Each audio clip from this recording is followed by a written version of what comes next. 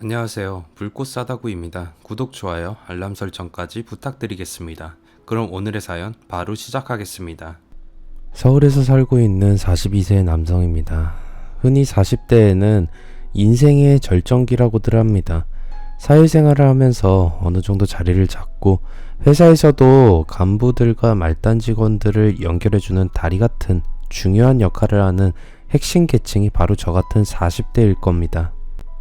저는 인생의 절정이자 황금기인 40대에 들어서자마자 생각도 못했던 어처구니 없는 일을 당하고 아내와 이혼을 하게 되었습니다. 그 시작은 모두 주식 때문이었어요. 아내와 결혼한 후에 상한가를 향해서 가파르게 상승하던 제 인생은 한순간에 하한가의 나락으로 떨어져 버렸어요. 주식 투자가 인연이 되어서 아내를 만나게 되었고 서로 사랑해서 결혼을 했습니다. 하지만 영원할 줄 알았던 아내와 저의 사랑은 돈과 연결된 주식 때문에 박살이 나버렸습니다. 주식으로 인해 이어진 인연이 주식으로 인해 한순간에 폭망해 버렸던 거죠. 아내는 욕심 때문에 저를 배신하고 다른 남자를 만났어요. 저는 다른 것보다 아내의 배신을 견딜 수 없어서 많은 금전적인 피해를 감수하고 아내와 이혼을 선택했습니다. 이혼 직후에는 정신적인 공황 상태가 와서 아무것도 하지 못하고 정신이 나간 사람처럼 지냈지만 지금은 겨우 주식으로 따지자면 연속으로 하한가를 맞으며 바닥으로 떨어졌다가 횡보를 하면서 부합세를 유지하다가 이제 다시 힘을 모아서 조금씩 올라가는 중이라고 할 수 있어요. 잠잠하다가 한순간에 빠르게 올라갔다가 갑자기 급격하게 내리꽂는 주식처럼 제 인생도 놀이공원의 청룡열차처럼 올라갔다가 내리꽂기를 수도 없이 반복했습니다. 그래서 오늘은 아직 젊은 제가 얼마나 파란만장한 인생을 살았는지 여러분들에게 모두 들려드리려고 합니다. 다른 사람은 몰라도 적어도 제게 주식은 도박과 같은 것이었어요. 주식은 합법적인 도박이라는 생각을 가지고 있었습니다. 가끔씩 뉴스에서 주식에 빠져서 전 재산을 날리고 극단적인 선택을 했다는 사람들의 이야기를 들어서가 아니라 저와 아주 가까운 사람이 주식 때문에 가정이 파탄나버렸기 때문이에요. 바로 제 부모님 이야기입니다. 아버지는 주식 때문에 모든 걸 잃어버리셨어요. 제가 막 대학에 들어갔을 때 아버지는 25년을 다녔던 회사에서 정리해고를 당하셨어요. 명목상으로는 명예퇴직이었지만 사실 부서에서 가장 능력이 없고 회사에 도움이 안 된다고 생각하는 사람을 잘라버리는 불명예스러운 해고였어요. 만년 과장에 머물러 있던 아버지는 일을 처리하는데 융통성이라고는 없고 고지식하고 답답해서 부하 직원들은 물론이고 상사들도 한결같이 무능한 직원으로 취급했어요. 회사에서 아버지는 벽창호 과장이라는 별명으로 통할 정도로 눈치가 없는 사람이었다고 해요. 세 번째 승진해서 누락이 된 다음에 아버지는 경기도에 있는 물류센터의 재고관리팀으로 발령이 나게 되었어요. 아버지는 재고관리팀으로 발령이 난 다음에 우연히 상사인 부장과 부하 직원이 자신에 대해 하는 이야기를 듣고 그곳이 막장이라는 걸 알게 되었다고 하셨어요. 벽창호 과장 정말 눈치라고는 없네.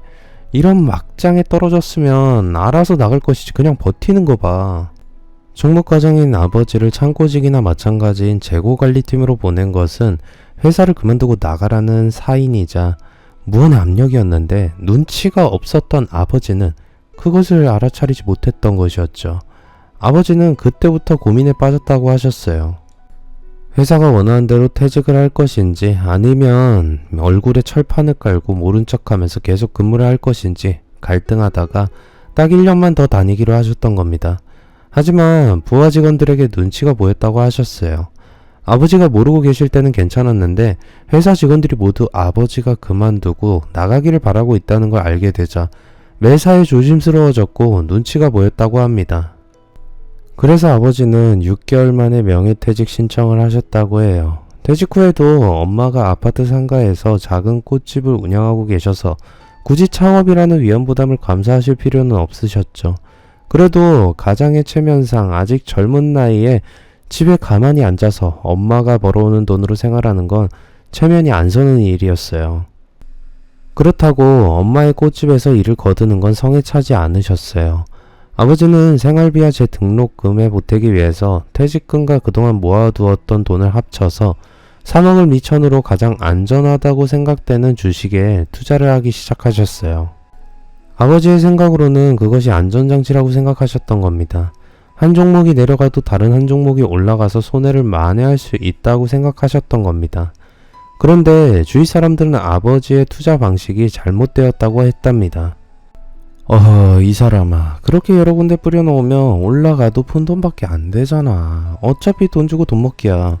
내가 종목 하나 추천해 줄 테니까 왕창 때려박아. 인생 한 방이야. 짧고 굵게 가는 거야. 아버지는 그 말에 넘어가서 그 지인이 추천해주는 종목에 1억을 투자하셨다고 합니다. 그런데 몇 달이 지나도 오르기는 고사하고 차트가 꼼짝도 하지 않고 제자리 걸음만 쳤다고 합니다. 그러더니 급기야 떨어지기 시작했다고 해요. 인내심이 바닥이 난 아버지는 그 종목을 손절하고 이제 올라가고 있는 종목에 투자를 하셨다고 합니다. 그랬더니 드디어 이익을 보게 되셨다고 해요. 그때부터 아버지는 한창 상한가를 향해서 올라가고 있는 종목만 사셨다고 합니다. 그것은 아주 위험한 투자였는데 아버지는 그런 걸 전혀 고려하지 않으셨고 올라가는 걸 왕창 사서 조금 더 오르면 파는 단타의 맛을 들이셨어요.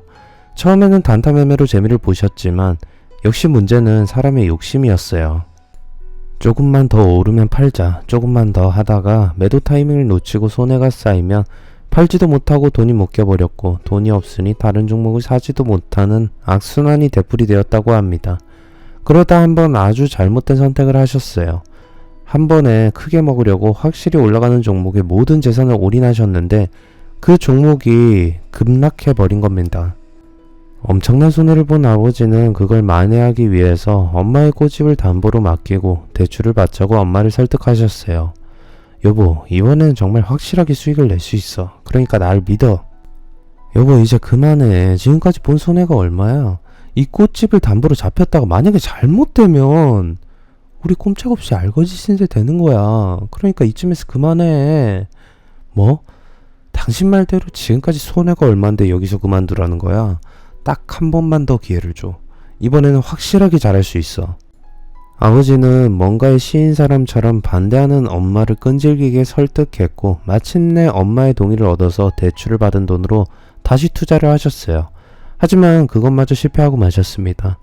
조급함과 성급함에 눈이 멀어서 아버지는 절정을 향해 폭발적으로 올라가는 종목에 몰빵을 해버리신 겁니다. 그런데 내가 사면 떨어지고 내가 팔면 바로 오른다는 주식의 격언처럼 아버지가 전 재산을 다 털어놓은 순간 마치 누군가 보고라도 있기라도 했듯이 바로 떨어지기 시작하더니 불과 보름 만에 반토막이 아니라 3만원이 넘어가던 종목이 5천원까지 떨어지면서 제자리로 돌아와 버린 겁니다. 그 여파로 엄마의 가게까지 날려버리고 두 분은 결국 이혼을 하게 되셨어요. 아버지는 엄마를 잘 보살피라는 말을 남기고 짐을 챙겨서 집을 나가버리셨어요. 어이없게도 아버지는 제가 군대를 제대하고 돌아오자 엄마와 이혼을 하고 집을 나가셨어요. 그래서 저는 졸업을 하고 직장인이 되어서도 주식에는 절대 손을 대지 않았고 주식은 도박보다 더 중독성이 강한 마약 같은 것이라 한번 손을 대면 절대 그만두지 못하고 결국 가정이 파탄나고 만다는 이상한 강박관념에 사로잡히게 되었어요. 하지만 회사 생활을 하면서 주식을 하지 않으니 도무지 동료들과 어울릴 수가 없었습니다. 회식 자리에서도 휴식 시간에도 동료들은 모이기만 하면 온통 주식에 대한 이야기만 했고 휴대폰 앱으로 주식 시세만 뚫어지게 쳐다보고 있었습니다. 그러니 저는 자연스럽게 왕따가 되어버렸어요. 제가 신입사원일 때 동료들은 어떤 종목에 투자를 하고 있냐고 자주 물었어요. 그때마다 저는 고개를 흔들면서 주식은 하지 않는다고 대답을 했는데 동료들은 신기한 눈으로 저를 쳐다보면서 외계인 보듯이 했어요. 아니, 대한민국에 주식을 전혀 안 하는 사람이 있다는 말이야? 하는 뜨악한 표정으로 저를 봤던 겁니다.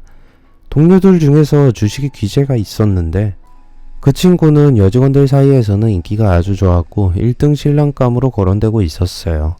반면에 저는 여직원들 사이에서 주식 투자도 할 줄 모르는 바보 천치로 거론되고 있었습니다. 회사 안에서 제가 짝사랑하는 여직원이 한 명 있었습니다. 그녀는 남자 직원들이라면 누구나 눈길을 줄 정도로 세련되고 미모가 남다른 여직원이었어요. 저는 몇 달 동안 망설이다가 어차피 밑잘 본전이란 생각을 하고 그녀에게 장미꽃을 바치면서 좋아한다고 고백을 했어요. 그런데 그녀의 반응이 아주 가관이었어요. 무표정하게 제게 내민 장미꽃을 봤더니 경수씨, 모아둔 돈이 얼마나 있어요? 라고 물었어요. 저는 기습적인 그녀의 질문에 대답을 하지 못하고 있었는데 그녀는 냉정하게 딱 잘라서 말했어요. 제가 들으니까 경수씨는 주식이나 재테크는 전혀 안 한다고 하던데 그래가지고 앞으로 돈을 어떻게 모으려고 그래요? 제가 걱정이 되어서 하는 충고니까 너무 아니 꽂게 듣진 말아주세요. 설마 월급을 아끼고 저축해서 부자가 되려고 하는 건 아니죠? 애인을 만들고 싶으면 먼저 돈부터 만들어요. 요즘 여자들은요, 결혼도 투자라고 생각해요. 여자들이 경수씨가 투자 가치가 있는 우량주라는 생각이 들도록 조건부터 만드세요. 뭐 결혼할 생각이 없다면 그냥 이대로 살아도 나쁠 건 없지만 말이에요. 그녀는 말을 마치고 제가 준 장미꽃을 쓰레기통에 처박아 버리고 가버렸습니다. 전 태어나서 처음으로 쥐구멍이라도 숨고 싶을 정도로 수치스러웠어요. 그날 짝사랑하고 있던 그녀에게 보기 좋게 창피를 당한 저는 큰 결심을 하게 되었어요. 그래, 아버지는 아버지고 나는 나야. 한번 해보자. 조심해서 하면 되는 거야. 라고 마음을 먹었습니다. 남들 다 하는 걸 저만 안 하고 피할 이유는 없다는 생각이 들었던 거죠. 처음에는 소액을 투자해서 주식을 시작했어요. 그리고 남들처럼 단타를 치든지 아니면 회사에서 상사 눈치 보면서 주가 변동만 눈이 빠지게 쳐다보고 있지는 않았어요. 초단타를 전문으로 하다가 상사가 지시한 일 때문에 제때 주식을 팔지 못해서 낭패를 본 동료들을 제 주위에서 많이 보았기 때문입니다. 처음에는 인터넷에서 떠나다니는 정보들을 바탕으로 유망한 종목을 하나 골라서 딱 200만원을 투자했습니다. 그런데 일주일이 지나자 250만원이 되어 있었어요. 아니, 이렇게 쉽게 돈을 벌 수 있다는 사실이 놀랍기만 했어요. 저는 다시 주위 사람들이 주식에 대하는 이야기들과 나름대로 모은 정보를 바탕으로 500만원을 다른 종목에 투자했습니다.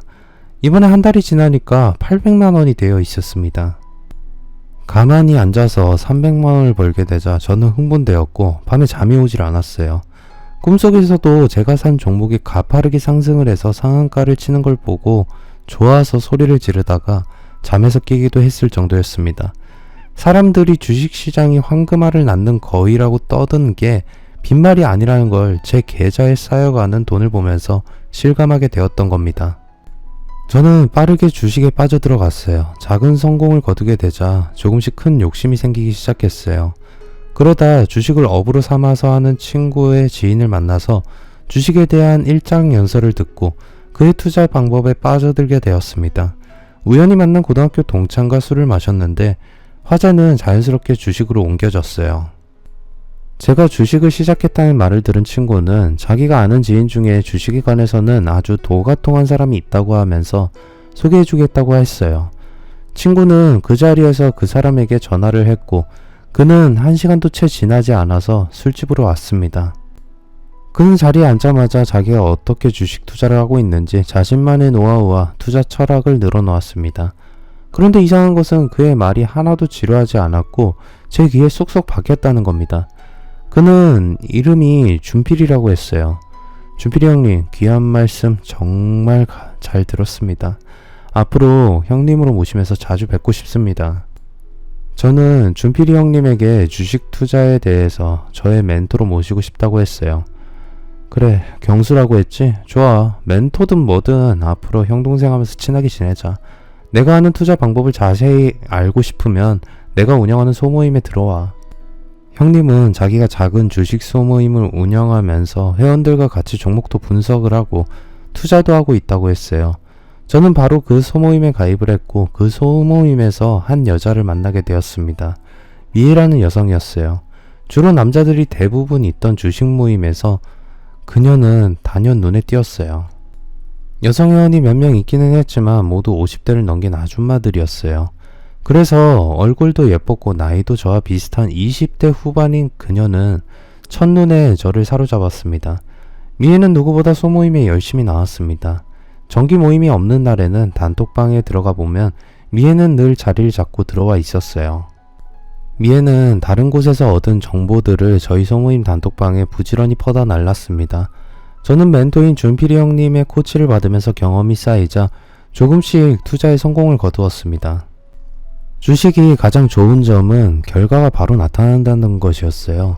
물론 경우에 따라서 몇 년씩 한 종목에 물려서 빼지도 못하는 상황이 빠지기도 하지만 시황 분석만 잘하면 하루에도 몇백만 원을 바로 벌 수 있는 게 주식이었어요. 투자에 자신이 생기고 용심이 커지자 투자금도 덩달아 조금씩 늘어나기 시작했어요. 그때부터 저는 나름 체계적으로 주식을 공부하기 시작했습니다. 주식 투자에 대한 책도 사서 읽었고 차트를 보고 분석하는 법도 배웠습니다. 저는 아버지와는 다르게 운이 좋은 편인지 손을 대는 종목마다 수익을 거둬들였습니다. 동료들은 제게 비결을 물었고 은근히 부러운 눈으로 쳐다보았어요. 여직원들도 전과는 저를 보는 눈빛이 확 달라졌어요. 주식에 손을 대고 있는 여직원들은 한 번씩 급등하는 종목이 생기면 사야 할지 말아야 할지 제게 조언을 해달라고 했어요. 그 중에는 아예 노골적으로 제게 투자를 부탁하는 여직원도 생겼습니다. 바로 제가 짝사랑하다고 고백을 했는데 보기 좋게 퇴짜를 맞았던 그 여직원이었죠. 그녀는 제게 퇴근 후에 따로 만나서 주식 투자에 대해 조언을 해달라고 부탁을 했어요. 저는 그녀의 부탁을 들어주었습니다. 아직 제 마음속에는 그녀에 대한 사랑이 남아있었기 때문이었죠. 저희들은 일주일에 2번씩 카페에서 만나서 주식에 대해서 제가 아는 투자 전략과 노하우를 전수해 주었어요. 그런데 어느 날 그녀는 제게 자기가 사는 원룸으로 가자고 했어요. 경수씨, 우리 카페보다는 조용하게 단둘이 대화할 수 있는 곳으로 가요. 여기도 조용하고 좋은데요. 거기가 어디죠? 제 집이에요. 저 원룸에서 혼자 자취해요. 남자들이 가장 좋아한다는 자취녀가 바로 저예요. 미혼의 남자들이 환장한다는 20대 혼자 사는 자취녀가 바로 그녀였어요. 그날 밤 저는 그녀와 관계를 가졌습니다. 원룸에 들어가자 그녀는 술상부터 차렸어요. 우리 오늘은 머리 아픈 주식 이야기는 그만하고 술이나 마시면서 즐겨요. 둘만의 공간에서 청춘 남녀가 술을 마시게 되니 저는 흥분감이 밀려왔습니다. 예전에 제가 고백했을 때는 냉정하게 저를 밀어냈던 그녀가 지금은 제 앞에서 눈웃음을 치면서 유혹을 하고 있었어요. 저는 그녀도 제게 애정을 느끼고 있다는 확신이 들었습니다. 그녀는 제 옆으로 자리를 옮기더니 몸을 밀착해 왔어요. 그리고 저희들은 하나가 되었습니다. 관계를 가진 뒤에 저는 그녀에게 사랑한다고 다시 솔직하게 고백했지만 그녀는 피식 웃기만 했어요. 경수씨 생각보다 너무 순진하다. 그냥 하룻밤 같이 즐겼다고 쿨하게 생각해요. 사랑은 무슨. 그녀는 관계 후에 사랑을 고백하는 저를 우습다는 듯이 쳐다보았어요. 저는 보기 좋게 2번째 딱지를 맞았고 그 뒤로는 그녀와 마주쳐도 서로 모른 척하고 지나가게 되었어요. 저는 주식 소모임 활동을 더 충실하게 했습니다. 소모임은 일주일에 한 번 정기 모임을 했는데 그때마다 저는 가슴이 설레었어요. 미애를 만날 수 있었기 때문입니다. 미애도 저를 보면 생글생글 웃으면서 경수 오빠 반가워요. 일주일 동안 잘 지냈어? 라고 먼저 인사를 했어요. 웃을 때마다 양쪽 볼에 살짝 패이는 보조개는 정말 매력적이었어요. 매주 만나면서 친해진 미애와 저는 정기 모임 외에도 따로 만나서 차를 마시거나 밥을 같이 먹는 사이가 되었어요. 오빠 동생 사이로 가까워지자 미애는 왜 자기가 주식 투자에 뛰어들었는지 왜 돈에 한이 맺히게 되었는지 말해주었어요. 돈 없고 가난한 집안에서 태어난 미애는 어릴 때부터 돈 때문에 서러움을 많이 겪었다고 했습니다. 변두리 단칸 방에서 막노동을 하는 부모님과 살았는데 월세를 못 내서 집주인이 집으로 찾아와서 부모님에게 욕을 하면서 난리를 치는 일이 매달 벌어졌다고 합니다. 그때마다 미애 엄마는 집주인에게 고개를 숙여서 죄송하다고 사정을 했고 집주인은 엄마에게 매달마다 내가 와서 소리를 질러야 되겠어? 다음 달에도 이러면 방 빼버릴 거니까 그렇게 알아. 라고 으름장을 놓았다고 해요. 미애는 방 안에 웅크리고 앉아서 우리 집은 왜 이렇게 돈이 없을까 하는 생각을 하면서 울었다고 합니다. 성인이 되어서 사회생활을 시작하자 미애는 오로지 돈을 모은다는 생각만 하면서 닥치는 대로 일을 했다고 해요. 20대 초반에는 돈의 유혹에 넘어가서 유흥업소에서 일을 하기도 했는데 그게 만만한 일은 아니었다고 합니다. 그냥 편하게 남자들 손님들 비 맞추며 술을 마셔주면 돈이 생기는 편한 일이라고 생각했는데 전혀 그렇지 않았던 거죠. 진상이라고 불리는 짓궂은 손님들은 접대부인 미애에게 여러가지 변태적인 요구를 하면서 괴롭혔고 심한 경우에는 손님들에게 여자로는 참기 힘든 모욕과 구타를 당하기도 했다고 합니다. 그런 스트레스로 우울증까지 생기자 미애는 돈도 좋지만 이런 생활을 계속하다가는 폐인이 되겠다는 생각만 들었는데 우연히 준필 형님을 만나게 되면서 인생이 완전히 달라졌다고 했어요. 친구와 같이 유흥업소에 온 준필이 형님의 방에 미애가 접대으로 들어가게 되었는데 이런저런 이야기를 하다가 주식을 처음 알게 되었다고 해요. 미애는 호기심에 준필이 형님이 시키는 대로 투자를 약간 해봤는데 바로 수익을 보게 되었던 거죠. 그래서 주식에 재미를 붙이게 된 미애는 유흥업소 생활을 접고 준필이 형님의 소모임에서 활동하는 전업 투자자가 되었던 겁니다. 미애는 수완이 좋은 투자자였어요. 종목을 보는 눈이 있어서 웬만해서는 손해를 보는 일이 없었습니다. 하지만 원숭이도 나무에서 떨어질 때가 있다는 말처럼 누구나 실수를 하기 마련이었어요. 미애가 투자를 했다가 엄청난 손해를 보게 된 겁니다. 그녀는 나름대로 곧 올라갈 가능성이 많은 유망하다고 생각하는 종목에 빚까지 내서 투자를 했는데 대폭락이 일어났고 몇 달 동안 곤두박질만 치더니 다시 올라오지 못했어요. 그녀는 투자했던 종목에서 눈물을 머금고 손절을 해야 했고 거액의 빚을 떠안게 되었어요. 준필이 형님과 저는 세상 다 산 사람처럼 넋이 빠져있는 미애를 다독여 주었어요. 괜찮아. 다시 시작하면 돼. 실패 없는 인생은 없는 법이야. 기운내. 하지만 미애는 말이 없었고 소모임에도 나오지 않았어요. 그녀는 단톡방에도 들어오지 않아서 한 달째 연락이 완전히 끊어져 버렸습니다. 그러자 저는 불안한 생각이 들었어요. 저는 미애의 친구들을 수소문해서 그녀가 살고 있는 반지하 새방을 어렵게 알아냈고 집으로 찾아갔습니다. 분명히 안에 있는 것 같은데 문은 잠겨 있었고 제가 문을 두드려도 아무 반응이 없었습니다. 혹시 저는 불길한 느낌이 온몸을 덮쳐왔고 급히 열쇠 수리공을 불러서 문을 따고 들어갔습니다. 그랬더니 역시나 창문은 모두 닫혀 있었고 방 안에는 번개탄 타는 매캐한 냄새가 났어요. 미애는 침대 위에 의식을 잃고 누워 있었습니다. 저는 119에 신고를 하고 미애의 뺨을 마구 두드리며 정신 차리라고 소리를 질렀어요. 그러자 미애의 입에서 약하게 신음소리가 흘러나왔습니다. 아직 살아있는 미애를 보니 안심이 되었어요. 병원으로 옮겨진 미애는 응급처치를 받고 몇 시간 뒤에 의식을 회복했습니다. 미애야, 왜 그랬어? 아무리 힘들어도 죽으려고 하더니 무슨 바보 같은 짓이야. 오빠는 몰라. 가지고 있던 돈과 빚을 낸 돈까지 모두 날렸어. 앞이 보이지 않아서 더 살 수가 없어. 죽고 싶어. 미애는 한 번의 실패로 다시 일어서기 힘들 정도로 엄청난 타격을 입었어요. 죽음의 문턱에서 돌아왔지만 죽고 싶다고 말하며 우는 미애에게 저는 구원의 손길을 내밀었습니다. 미애야, 오빠가 도와줄게. 다시 한번 해보자. 내가 널 살렸으니 책임질게. 저는 미애에게 3천만 원을 빌려줘서 급한 빚을 해결하도록 해주었어요. 미애는 저를 생명의 은인으로 생각하고 고마워했습니다. 오빠 동생처럼 지내던 미애와 저는 그 일을 계기로 급격하게 가까워져서 연인 사이가 되었습니다. 그리고 얼마 후에 저는 미애와 결혼을 약속하게 되었습니다. 제가 미애와 결혼을 약속했다는 걸 들은 준필이 형님은 걱정스럽게 저를 쳐다봤습니다. 너 미애가 유흥업소 전력이 있는 여자라는 거 알고 있지? 네 형님, 그럼요. 나도 과거에 어떤 일이 있었는지 그런 걸 트집 잡고 싶은 생각은 없어. 그런데 미애 말이야, 돈에 대한 집착이 남다른 여자야. 저도 알아요. 돈 욕심은 없는 것보다는 있는 게 좋다고 생각해요. 그런 면에서 미애는 악착 같은 근성도 있고 생활력도 강해서 좋아요. 그렇긴 하지. 이건 그냥 내 생각이니까 참고만 해. 결혼한 뒤에 돈 관리는 미애한테 맡기지 말고 네가 직접 해. 네, 그럴게요. 준필이 형님은 미애의 돈 욕심을 경계해야 한다고 했어요. 저도 미애가 평소에는 냉정하고 침착하지만 돈이 된다는 생각이 들면 앞뒤 가리지 않고 모든 걸 털어넣는 스타일이라는 걸 알고 있었어요.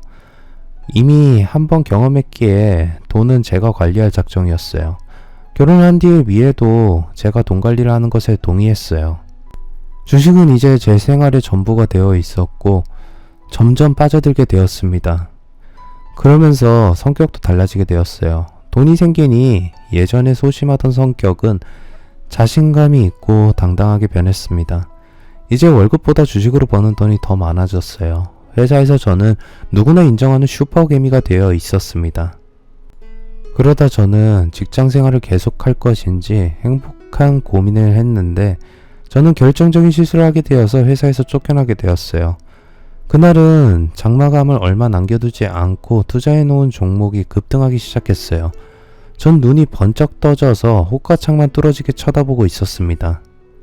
부하 직원인 저의 실수로 곤욕을 치른 부장은 화가 머리끝까지 나서 제 뺨을 사정없이 갈기면서 욕을 했어요. 이 새끼야, 여기가 주식회사지 주식시장이야? 너 때문에 회사 문 닫을 뻔한 거 알아? 이 미친 자식아, 꼴도 보기 싫으니까 당장 꺼져. 저 때문에 회사에서는 전 직원에게 업무 중 주식거래 금지라는 지시를 내렸습니다. 제가 저지른 실수는 곧 회사 안에 쫙 퍼졌고 저는 도저히 얼굴을 들고 회사를 다닐 수 없는 지경이 되어서 어쩔 수 없이 사직서를 제출했습니다. 그런데 회사를 그만두고 나니 오히려 홀가분한 마음이 들었어요. 회사를 계속 다닐까 말까 고민하고 있었는데 쉽게 한 번에 정리해준 부장이 오히려 고맙게 느껴졌어요. 그렇게 저는 전업 투자자가 되었습니다. 저는 아내와 함께 매일 붙어서 주식을 연구하면서 투자를 했어요. 저는 멘토인 준필이 형님의 자문을 들으면서 주식을 했는데 그의 성견지명은 아주 놀라웠어요. 저는 시장 상황에 확신이 없을 때는 그가 추천해준 종목을 샀어요. 그런데 한 번은 아주 이상한 종목을 추천해주는 겁니다. 제가 아무리 봐도 그 종목은 아니었어요. 그래도 멘토인 그의 말만 믿고 거금을 들여서 샀는데 나날이 떨어지기만 했어요. 저는 처음으로 화를 냈습니다. 아니 형님, 왜 이따위 거지같은 종목을 추천해 주셨어요? 형님 말만 믿었는데 벌써 몇 달째 떨어지기만 하잖아요. 다른 정보를 찾아봐도 전부 그 종목은 아니라고 해요. 어떻게 된 거예요? 저 돈이 급하단 말이에요. 경수야, 성질 부리지 말고 가만히 그리고 차분하게 기다려봐. 곧 좋은 소식이 있을 거야. 그는 여유있게 웃으면서 기다려보라는 말만 했어요. 이제는 거의 바닥까지 추락을 해서 팔고 싶어도 팔 수 없는 상황이니 마음을 가라앉히고 기다렸습니다. 그런데 2달을 기다렸더니 3연상을 치는 겁니다. 하지만 그것은 시작이었고 거래 정지를 교묘하게 피하면서 계속 올라갔어요. 상한가를 치기 시작한 지 한 달 만에 그 종목은 5배가 넘게 올랐어요. 형님 됐어요. 대박이 터졌어요. 야 임마, 내가 뭐라고 했어. 주식은 때로는 꼭 참고 기다리는 거야. 역시 형님은 주식의 신이에요. 오늘은 제가 거하게 한턱 쏠게요. 나오세요.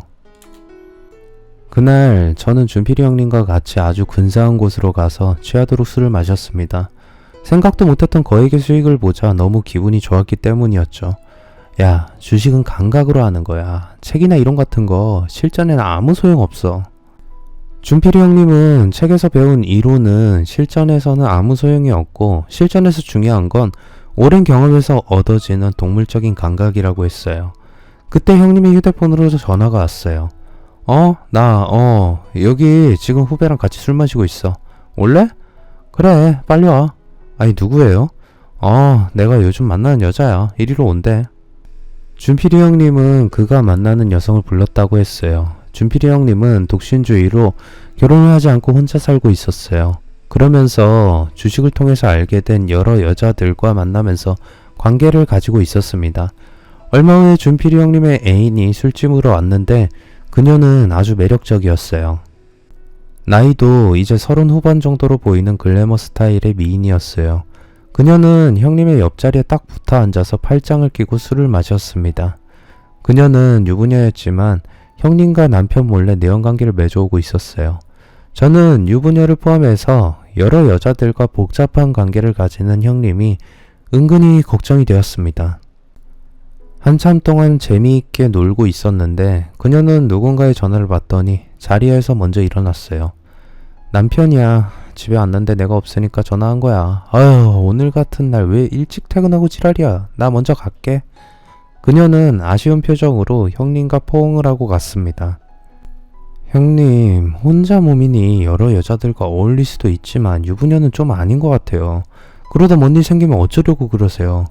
그러니까 매사에 보안은 철저하게 유지를 해야지. 내가 유부녀들과 놀아난 지 5년이 넘었는데 한 번도 들킨 적 없어. 그러니까 걱정하지 마. 혹시 너도 생각 있으면 말해. 내가 아주 괜찮은 여자 하나 소개시켜 줄 테니까. 아니에요. 전 그럴 생각 없어요. 형님은 자기가 만나는 유부녀들에게서 주식 투자금을 조달한다고 했어요. 그러니까 재미도 보고 돈도 생기는 꼭 먹고 알 먹고 일석이조라는 겁니다. 저는 솔직히 유부녀들을 자기 마음대로 가지고 노는 형님의 능력이 부럽다는 생각도 들었어요. 하지만 형님과는 처지가 다른 유부남이라 그런 유혹에 넘어가면 안 된다고 마음을 다잡았습니다. 그런데 결혼 후 2년 정도가 지나자 아내가 이제부터 돈 관리를 자기가 하겠다는 말을 했어요. 여보, 이제부터 수입은 전부 내가 관리를 할게. 매번 당신한테 생활비 받아 쓰는 것도 번거롭고 하니까 그렇게 하자. 아내의 말이 맞기는 했지만 저는 왠지 찜찜했어요. 그렇지만 제가 거절하면 아내를 믿지 못하는 걸 인정하는 꼴이 되었어요. 저는 생각해보겠다고 했는데 아내는 며칠 동안 계속 저를 졸랐습니다. 그래서 저는 결국 아내에게 통장을 전부 주었어요. 자기 주식 계좌도 알려줘야지. 주식 계좌까지? 부부라도 투자는 각자 하는 거야. 내 계좌는 내가 관리할게. 당신도 자기 계좌는 당신이 관리하잖아. 내가 당신 계좌에서 돈을 빼거나 하겠다는 게 아니라 당신이 어떤 종목을 가지고 있는지 알고 싶어서 그래. 주식 투자자가 자기 거래 계좌를 다른 사람에게 보여주는 건 발가벗는 것과 같은 일이라 저는 내키지 않았지만 아내를 믿었기에 계좌에 대한 정보도 알려주었습니다. 그것이 제가 아내에게 속아서 저지른 가장 큰 어리석은 실수였어요. 그런데 며칠 뒤에 아내는 아주 좋은 주식 투자 클럽을 찾았다고 하면서 그 클럽에 있는 사람들과 같이 활동을 하겠다는 말을 했어요. 여보, 인터넷을 뒤지다가 알게 된 클럽인데 너무 좋아. 무조건 수익은 확실히 보장해준대. 세상에 무조건 수익을 보장해주는 투자가 어딨어. 그런 거 전부 사기야. 저는 요즘 주식 투자를 미끼로 사기를 치는 놈들이 많으니 조심하라고 경고를 했어요. 하지만 아내는 아주 들뜬 표정으로 흥분되어 있었어요. 저는 아내가 그 클럽에서 무슨 말을 들었기에 저렇게 좋아서 흥분하는지 궁금했습니다. 그 궁금증은 바로 풀렸어요.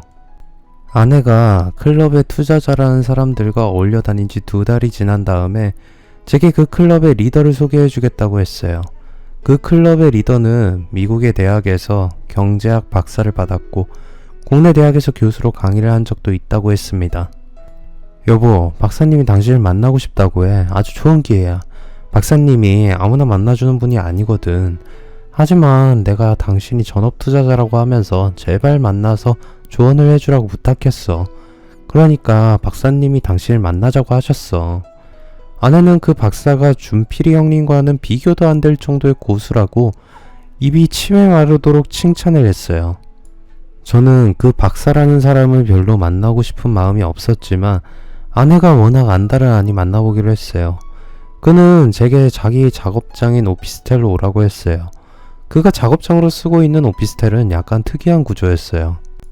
사무실 같은 방이 3개 정도 있었는데 모두 여러 대의 컴퓨터가 세팅이 되어 있었어요. 중앙에는 응접실 같은 공간이 있었고 가장 안쪽 방에 하나 더 있었는데 그 방은 닫혀 있어서 내부를 보진 못하였어요. 박사는 생각보다 아주 젊어 보였습니다.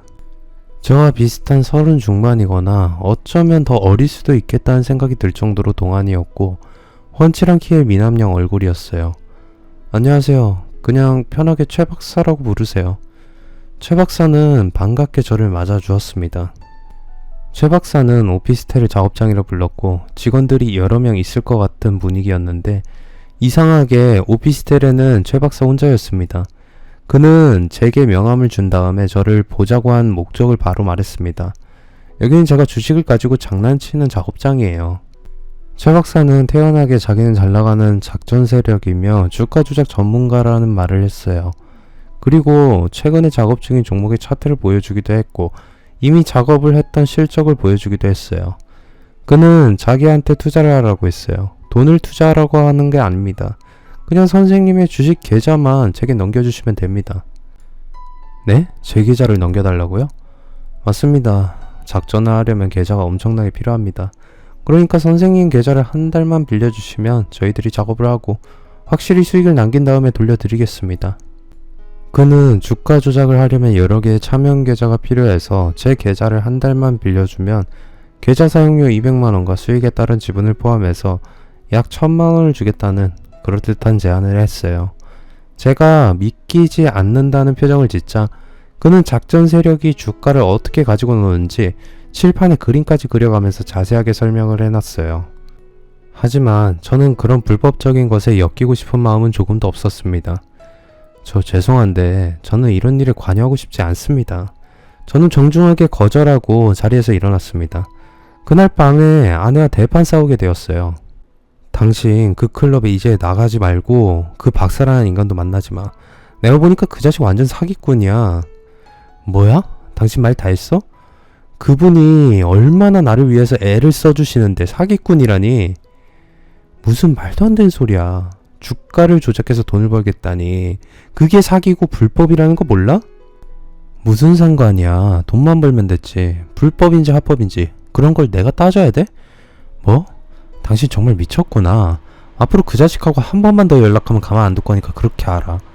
저는 아내에게 소리를 지르면서 그놈과 한 번만 더 만나면 가만두지 않겠다고 경고를 했어요. 아내는 그동안 그놈에게 단단히 세뇌가 되었는지 그를 교주처럼 떠받들면서 제게 대들었어요. 저는 화가 나서 아내의 뺨을 때렸고 아내는 왜 때리냐고 울면서 집을 나가버렸습니다. 아내는 이틀 뒤에 집으로 돌아왔고 일주일 동안 저희들은 서로 쳐다보지도 않고 말도 하지 않고 지냈어요. 그리고 얼마 뒤에는 저는 하늘이 무너지는 것 같은 충격적인 일을 당했습니다. 제 주식계좌에 들어있던 돈이 몽땅 사라져버린 겁니다. 그뿐만이 아니라 제가 보유하고 있던 종목들이 전부 매도되어서 없어져 버렸어요. 전 컴퓨터에 문제가 생긴 건 아닌지 의심할 지경이었어요. 그러다 계좌를 개설한 증권사 전산망에 착오가 생긴 거라 믿고 증권사에 전화까지 했지만 모두 정상 거래와 정상 인출되었다고 했어요. 아내가 저지른 짓이었어요. 왜 아내는 제게 말 한마디 하지 않고 제 계좌를 깡통으로 만들어버렸는지, 2억이 넘는 돈은 어디로 갔는지 저는 혼란스러워서 아내에게 전화를 했지만 휴대폰은 꺼져 있었습니다. 그날 밤에 아내는 집에 들어오지 않았습니다. 그리고 그 다음날에도 마찬가지였죠. 아내는 제 전 재산을 가지고 집을 나가버린 겁니다. 그래도 당장 급한 사정이 생겨서 아내가 제 허락 없이 돈을 인출한 것이고 그 돈으로 급한 불을 끄고 나면 다시 돌아올 거라 믿고 애써 불안한 마음을 진정시키면서 일주일을 기다렸습니다. 하지만 아내는 돌아오지 않았어요. 저는 비로소 아내에게 속았다는 걸 알게 되었고 경찰서를 찾아가서 아내의 실종 신고를 했습니다. 그리고 준필이 형님에게 연락을 했어요. 아내가 집을 나갔다는 말을 들은 형님은 바로 달려왔습니다. 저는 무슨 일이 있었는지 모두 말했고 형님과 같은 최 박사라는 인간을 만났던 오피스텔로 갔습니다. 오피스텔은 텅 비어 있었습니다. 경수야, 당했다. 이놈들 계획적으로 네 돈을 사기를 쳤어. 어쩌면 미에도 한패거리일지도 모르겠네. 나쁜 놈의 자식들. 전 다리에 힘이 풀려서 그 자리에 주저앉고 말았습니다. 준필이 형님은 최 박사 놈에 대해서 물었어요. 저는 그놈이 작전 세력이라고 했다고 하면서 그놈에게 받은 명함을 형님에게 주었어요. 형님은 고개를 갸웃거렸습니다. 내가 작전 세력들 몇 명 알고 있긴 한데 이런 일은 처음 들어봐. 내가 어떤 놈인지 정체를 한번 알아볼게. 형님은 며칠 뒤에 떨리는 목소리로 제게 전화를 했고 당장 만나자고 했어요. 경수야, 그놈이 어떤 놈인지 알아냈어. 형님은 자기가 아는 인맥을 총동원해서 최 박사라는 놈에 대해서 뒷조사를 했고 충격적인 말을 알아냈다고 했어요. 그놈 말이야, 사기 전과에 폭력 전과까지 있는 놈이더라. 작전 세력이란 말은 새빨간 거짓말이고 그 자식 본업이 뭐냐 하면 보이스피싱이야. 어처구니가 없는 말이었어요. 미국에서 박사학위를 받았다고 자랑을 하던 놈이 보이스피싱 범죄자였다니. 하지만 형님은 더 충격적이고 경악스러운 말을 했어요. 이건 내피셜인데 그놈이랑 미애가 내연관계인 것 같아. 처음에 그놈은 너한테 했듯이 미애한테 자기한테 계좌를 빌려달라고 속이고 돈을 전부 빼내려고 했는데 미애와 요상한 관계가 되니까 타겟을 너로 잡은 것 같아. 미애를 앞세워서 네 계좌의 주식 전부 처분해버리고 돈을 빼내서 도망을 쳐버린 거지. 형님은 경찰도 그놈을 찾고 있을 거라고 했어요. 제 머릿속에는 그때 봤던 그놈의 오피스텔이 떠올랐어요. 보이스피싱 조직원들이 사기를 치고 있던 소굴에 뭣도 모르고 들어갔던 걸 생각하니 소름이 돋았습니다. 형님은 최 박사라는 놈이 아주 무서운 놈이라고 했어요. 원래는 보이스피싱 범죄 조직이었지만 작전 세력이란 간판을 내걸고 높은 수익을 주겠다고 투자자들을 속여서 계좌를 빌리는 척하면서 돈을 괄치하는 사기를 치고 있었고 말을 잘 듣지 않으면 폭력도 행사한다는 겁니다.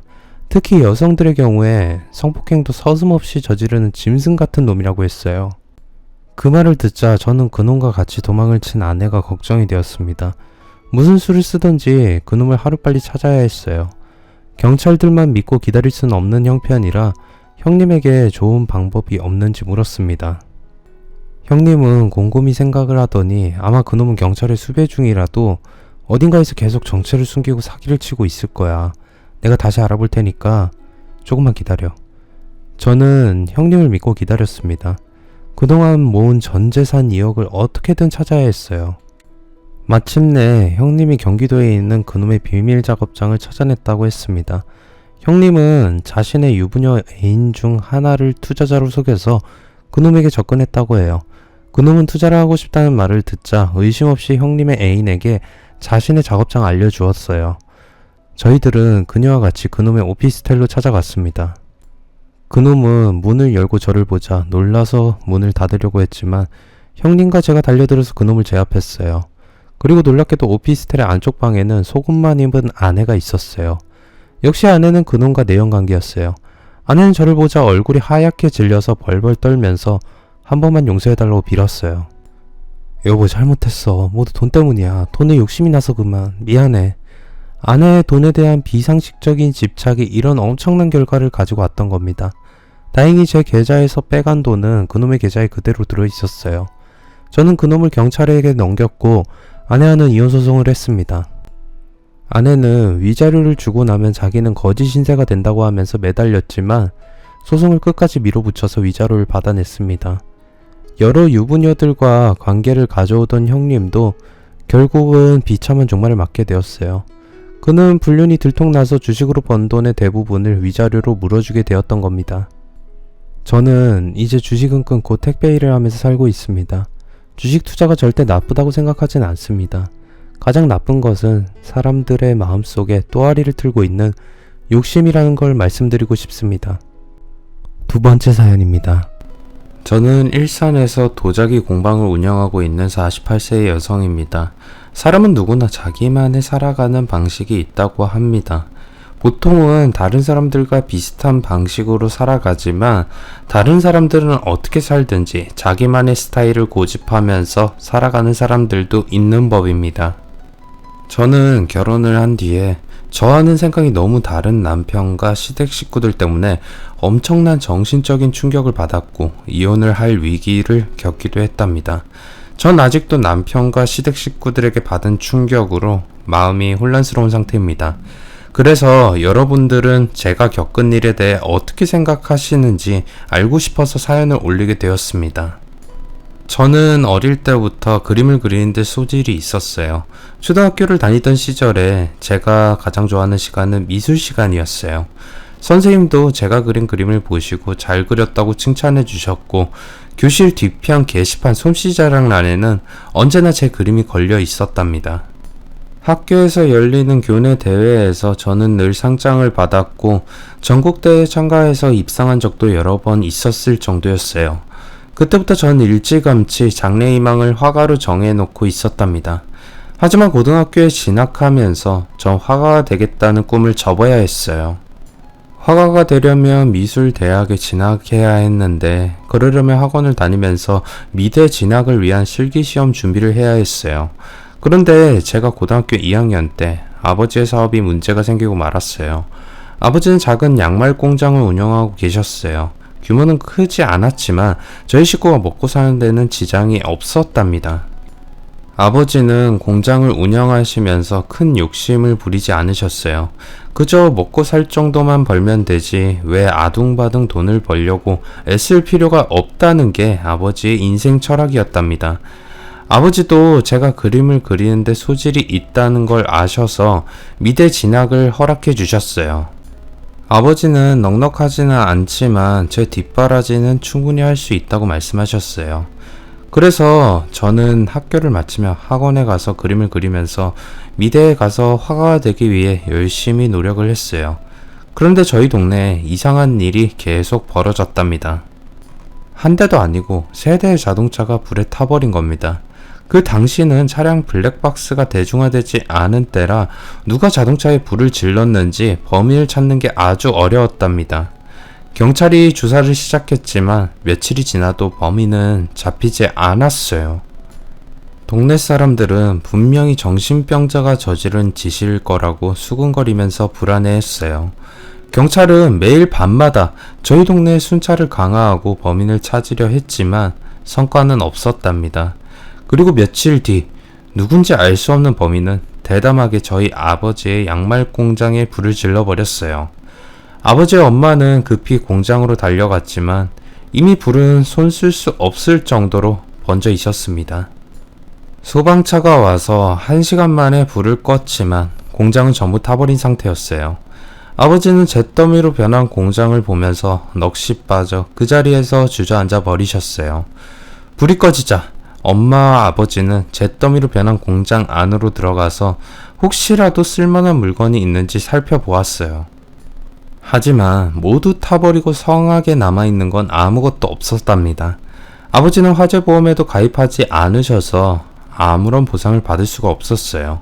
저희 가족의 생계를 책임져 주던 공장이 한순간에 불에 타 무너지자 아버지의 가슴도 불에 탄 공장처럼 새까맣게 타버렸답니다. 얼마 뒤에 자동차들과 아버지의 공장에 불을 지른 범인이 잡혔어요. 아버지를 포함해 동네 사람들은 범인의 정체를 알게 되자 엄청난 충격을 받게 되었죠. 범인은 바로 저희 동네 반장 아저씨였답니다. 반장 아저씨는 저희 식구와도 아주 친하게 지냈어요. 제가 학교를 마치고 돌아올 때 동네에서 마주치면 늘 웃으면서 제 인사를 받아주시던 마음씨 좋은 아저씨였어요. 그런데 어느 날 반장은 아내가 몰래 바람을 피운다는 걸 알게 되었다고 합니다. 그래서 아내와 아주 심하게 부부싸움을 하게 되었고 홧김에 술을 마셨다고 해요. 반장은 술을 마셔도 화가 풀리지 않자 동네에 세워져 있던 자동차에 불을 질러버렸다고 합니다. 그런데 아무도 자기를 의심하지 않자 방화의 재미를 붙이게 되었다는 겁니다. 한번 불을 지르면서 느낀 짜릿함으로 이젠 홧김에 불을 지르는 게 아니라 즐기기 위해서 불을 지르게 된 겁니다. 그런데 방화범은 잡혔지만 아버지는 반장에게서 보상을 받을 순 없었답니다. 반장은 술을 마시고 제정신이 아닌 상태에서 저지른 짓이라 기억이 나지 않는다고 심신미약이란 어처구니 없는 핑계를 대면서 오리발을 내밀었어요. 아버지는 반장을 상대로 보상을 받기 위해 소송을 했지만 몇 달을 끌던 재판에서 아버지는 패소하고 말았답니다. 엄마와 아버지는 폐허가 된 공장을 다시 재건하기 위해 애를 쓰셨어요. 대출을 받고 여기저기에서 돈을 빌려서 공장을 다시 짓고 기계를 들여와서 공장 가동을 다시 시작했지만 수입보다는 대출금과 이자를 갖고 나며 오히려 적자를 보게 되었어요. 빚은 점점 늘어났고 제가 보기에도 집안 형편은 눈에 띄게 기울어지기 시작했어요. 그러자 저는 엄마에게 학원비를 달라고 말할 수가 없었어요. 엄마와 아버지는 저녁이 되면 은행과 대부업체에서 날아온 고지서들을 보시면서 한숨만 쉬고 계셨거든요. 전 결국 학원을 그만두었어요. 그때는 혼자서라도 연습을 해서 미대를 갈 생각이었는데 더 큰 불행이 저를 덮쳐왔어요. 아버지가 갑자기 쓰러지신 겁니다. 아버지가 빌린 대출금의 상환이 계속 늦어지고 연체가 계속되자 대부업체에서 아버지의 공장에 있는 기계와 장비를 압류해버린 겁니다. 법원에서 나온 사람들은 아버지가 보는 앞에서 공장의 물건들에 빨간 딱지를 붙여버린 겁니다. 곧 거래처에 넘겨주기 위해 포장을 해놓은 양말 박스에도 빨간 딱지가 붙어버렸답니다. 만들어 놓은 물건을 팔 수도 없는 상황이 되자 아버지는 충격을 받고 쓰러지고 마셨어요. 아버지가 병원에 입원하시고 저희 가족의 생계수단인 공장은 가동을 멈추게 되자 어쩔 수 없이 엄마와 제가 돈을 벌어야 했어요. 전 미대 진학이란 꿈은 포기하고 당장 알바를 뛰면서 얼마라도 돈을 벌어서 생활비를 보태야 했답니다. 엄마는 식당 일과 가사 도우미 일을 하면서 아침부터 저녁까지 쉴 새 없이 일을 하셨고 저도 학교가 끝나면 대형 마트에서 판매 보조 일을 했어요. 아버지는 몇 개월간 병원에서 꼼짝도 못하고 누워 계시다가 돌아가시고 말았죠. 아버지가 돌아가시고 난 뒤에 고등학교를 졸업한 제게 대학은 이미 물 건너간 허황된 꿈이 되어 있었어요. 이제는 시간제 알바가 아닌 정식 직장을 찾기 시작했어요. 전 매일 생활정보지와 인터넷으로 일자리를 찾아보았어요. 그러다가 잡지사에서 수습 기자를 뽑는다는 광고를 보고 지원을 했습니다. 간단한 면접을 보고 저는 수습 기자로 일하게 되었어요. 전 잡지사 기자면 여러 군데를 다니면서 많은 사람들을 만나고 다니는 여유롭고 재미있는 직업일 거라고 생각했는데 수습 기자의 일은 제 생각과는 정반대였어요. 전 하루 종일 회사 안에서 문서 작업만 해야 하는 처지였어요. 선배 기자들은 저에게 수습 기자는 1년 정도 다른 기자들이 취재해온 내용을 정리하고 기사 내용을 보고 교정하는 일을 하는 게 관례라고 했어요. 저도 그렇게 알고 하루 종일 문서를 정리하고 타이핑을 하는 따분한 일을 하면서 지냈어요. 그런데 잡지사의 편집부장은 늘 제게 갑질을 했어요. 제가 조금만 실수를 해도 불같이 화를 내면서 소리를 쳤고 기껏 정리한 문서를 보고는 마음에 안 든다면서 다시 해오라고 했답니다. 전 편집부장이 신입사원이라고 저를 무시하고 깔봐서 그러는 거라 생각했어요. 집에 오면 그날 편집부장에게 무시당했던 것이 떠올라 혼자 울기도 했어요. 그러다가 이대로 질 수는 없다고 마음을 굳게 먹었어요. 그래, 어디 한번 해보자. 끝이 있겠지 라고 생각하고 저는 편집부장이 트집을 잡을 때마다 문서를 수도 없이 고쳐서 가져갔어요. 그렇게 몇 달간 노력하자 드디어 편집부장이 저를 인정해 주었어요. 그날은 제가 만들어간 문서를 보더니 편집부장이 군말 없이 오케이라고 말하는 겁니다. 그리고 며칠 뒤에 열린 회식 자리에서 편집부장은 다른 기자들에게 자, 모두 잘 들어. 이제부터 장영주를 우리 잡지사의 정식 기자로 인정할 테니까 그렇게 알아 라고 하는 겁니다. 그러자 다른 기자들은 박수와 환호성을 질렀답니다.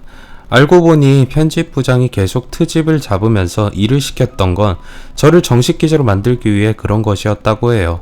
전 아주 호된 신고식을 치르고 기자가 되었어요. 편집부장은 제게 술을 따라주면서 장영주 축하한다. 그동안 나한테 서운했던 거 있으면 오늘 한 잔 마시고 다 잊어버려. 이제 정식 기자니까 더 열심히 해야 돼 라고 했어요. 전 편집부장의 격려를 받자 눈물이 나오려고 했답니다. 네, 부장님, 누구보다 열심히 발로 뛰는 기자가 되겠습니다 라고 말했고 편집부장은 사람 좋게 웃으며 저를 바라보았어요. 그날 저는 너무 기분이 좋아서 처음으로 필름이 끊어질 정도로 술을 마셨답니다. 며칠 뒤에 편집부장이 저를 부르더니 처음으로 취재를 해오라는 지시를 내렸어요. 편집부장은 제게 영주야, 너 용인에 가서 도자기 명인 인터뷰 좀 해. 이번 달 특집 기사로 할 거니까 자세하게 취재해야 돼 라고 했어요. 그러면서 도자기 제작 과정뿐만 아니라 도자기 명인이 살아온 과거사까지 상세하게 취재해야 하니 용인에 있는 명인의 공방에서 며칠간 지내면서 취재를 하라고 했어요. 전 명인에게 연락을 해서 취재에 협조해 줄 것을 부탁을 드렸어요. 명인은 흔쾌히 취재를 허락해 주었고 전 3박 4일의 일정으로 명인의 공방으로 가게 되었어요. 제가 공방이 있는 산으로 난 좁은 길을 힘들게 걸어 올라오고 있을 때 산 위에서 트럭 한 대가 내려왔어요. 트럭에 탄 남자는 차창을 내리고 제게 잡지사에서 온 기자입니까? 라고 물었어요. 제가 그렇다고 말하자 그 남자는 웃으면서 자기가 도자기 명인이라고 하면서 트럭에 타라고 했어요. 전 명인의 트럭을 타고 공방으로 올라갔어요. 공방에 도착해서 트럭에서 내린 다음에야 명인과 정식으로 첫 대면을 할 수 있었답니다. 도자기 명인의 첫인상은 마치 깊은 산 속에서 돌을 닦는 도인을 만나는 것 같았어요. 백발 머리와 길게 기른 턱수염과 전통 한복을 입고 있는 명인에게서는 도인의 기운이 물씬 풍겨왔어요. 명인은 저를 자신의 서재로 안내했어요.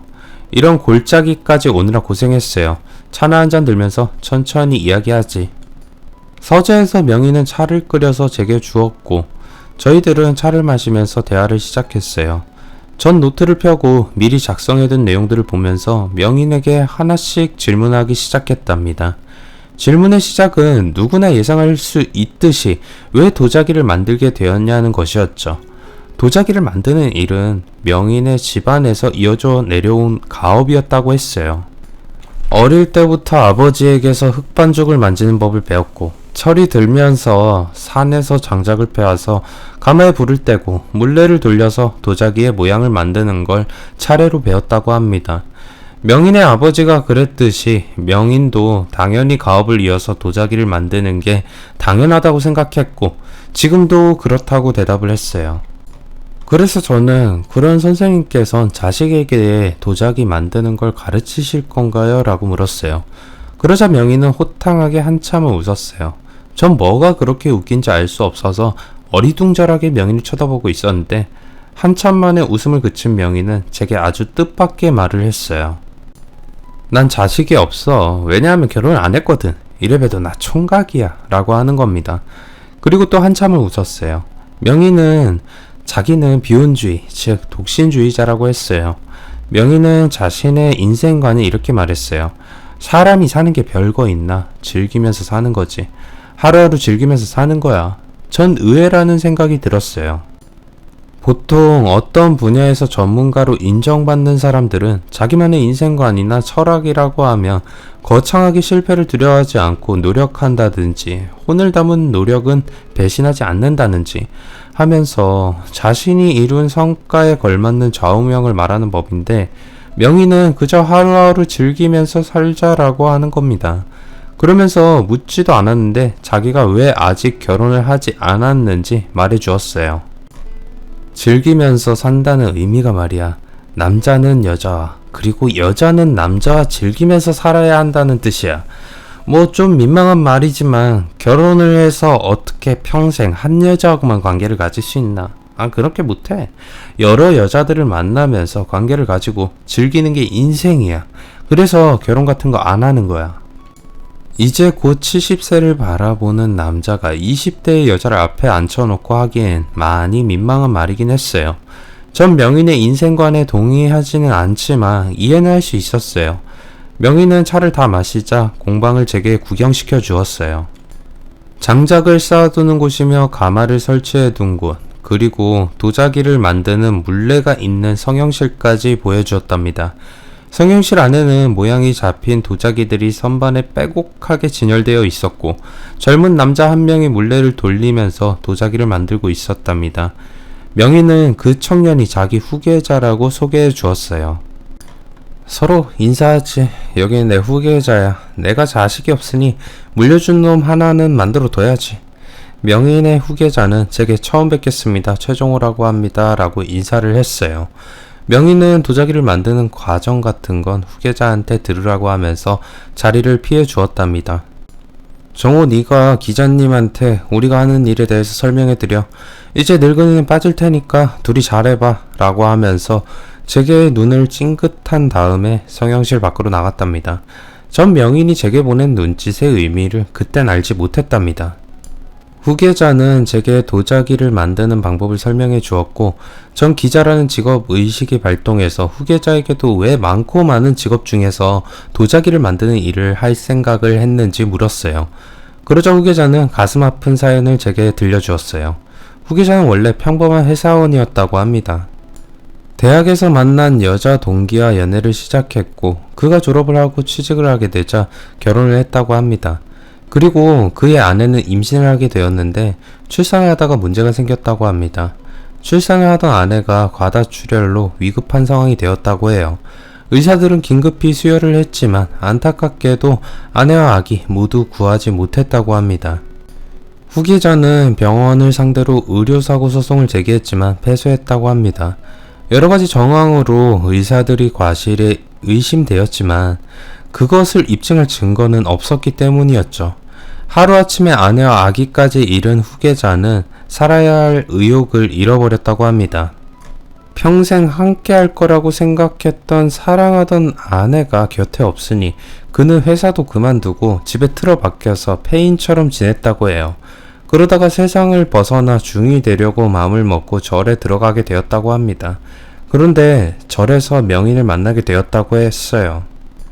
절에 스님들이 사용하는 찻잔과 그릇을 납품하러 왔던 명인이 후계자의 사연을 알게 되었고 그에게 자기 후계자 제안을 했다고 합니다. 그도 세상과 인연을 끊고 도자기 만드는 일에 집중하며 자신의 마음이 편안해질 거라 생각해서 명인을 따라 공방에 들어와서 살게 되었다고 했어요. 전 그의 아픈 사연을 듣고 위로를 해주려고 같이 산책을 하자고 했어요. 저희들은 산길을 걸으면서 친해지게 되었답니다. 전 며칠 동안 이 공방에서 지내게 될 거라고 말하고 그동안 오빠라고 부르겠다라고 했어요. 그러자 처음에 쑥스러워하던 정호 오빠도 그러라고 했어요. 그렇게 공방에서의 첫날은 마무리가 되고 밤이 되자 전 명인의 새로운 면을 보게 되었어요. 저녁 시간이 되자 중년의 여인이 먹을 것을 가지고 공방을 찾아온 겁니다. 명인은 자기 애인이라고 여자를 소개해 주었어요. 명인의 애인은 40대 중반 정도로 보였어요. 나이로만 따지면 명인의 딸 같은 여자였죠. 같이 저녁을 먹은 다음에 전 명인이 정해준 제 방으로 와서 잘 준비를 하고 누웠어요. 그런데 낯선 곳에서 잠을 자려니 잠이 잘 오지 않아서 전 산책이라도 하고 오려고 방에서 나왔어요. 제가 명인의 침실 앞을 지나는데 방 안에서 이상한 소리가 들려왔어요. 전 방으로 다가가 귀를 기울여 보니 그건 남녀가 관계를 가질 때 여자가 내는 소리였답니다. 명인과 애인이 방 안에서 관계를 가지고 있다고 생각하고 전 급히 마당을 벗어나 다시 제 방으로 돌아왔어요. 명인은 자기가 말한 대로 즐기면서 살고 있는 거라 생각을 했어요. 다음날 성형실에 가자 정호 오빠가 청소를 하고 있었어요.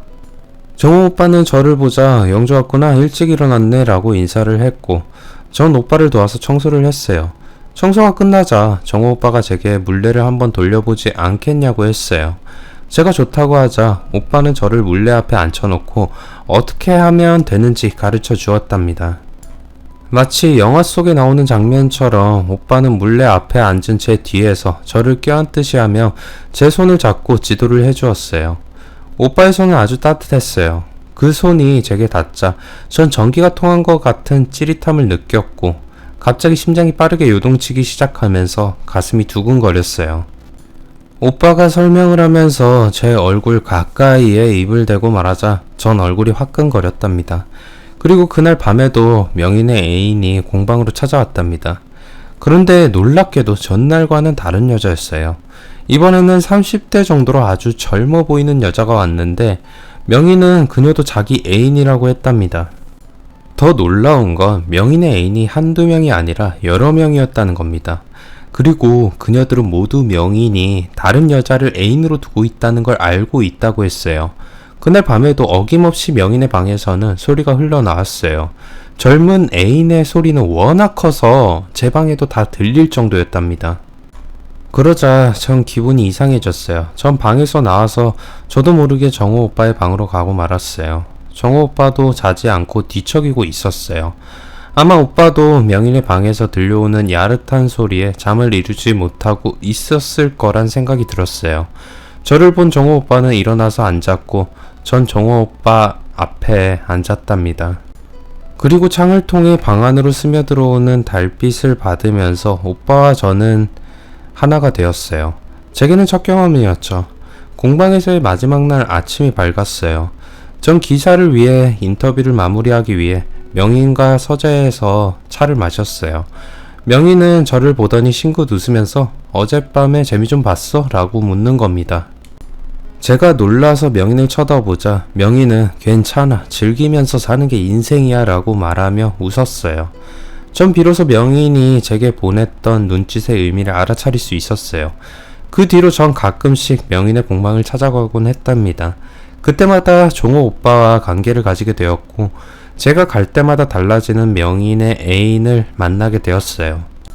그 중에 한 명과는 친해져서 전 그녀를 현주 언니라고 부르게 되었어요. 현주 언니는 올해 40이 된 여성으로 5년 전에 남편이 세상을 떠나자 혼자 아이를 키우면서 살고 있다고 했어요. 그러다가 문화센터에서 도자기에 대한 명인의 강연을 듣고 그의 인생관에 반해 공방을 찾아와 도자기를 배우다가 애인 사이가 되었다고 했어요. 현주 언니도 결혼 전에는 자유연애 같은 건 용납이 안 되었다고 해요. 특히 여자가 여러 남자들을 만나면서 자유롭게 관계를 가진다는 건 상상도 못했는데 결혼 후에 남편이 세상을 떠나고 나자 인생관이 달라졌다고 했어요. 영주야, 인생 뭐 있니? 우리 즐기면서 살자 라고 말하곤 했답니다.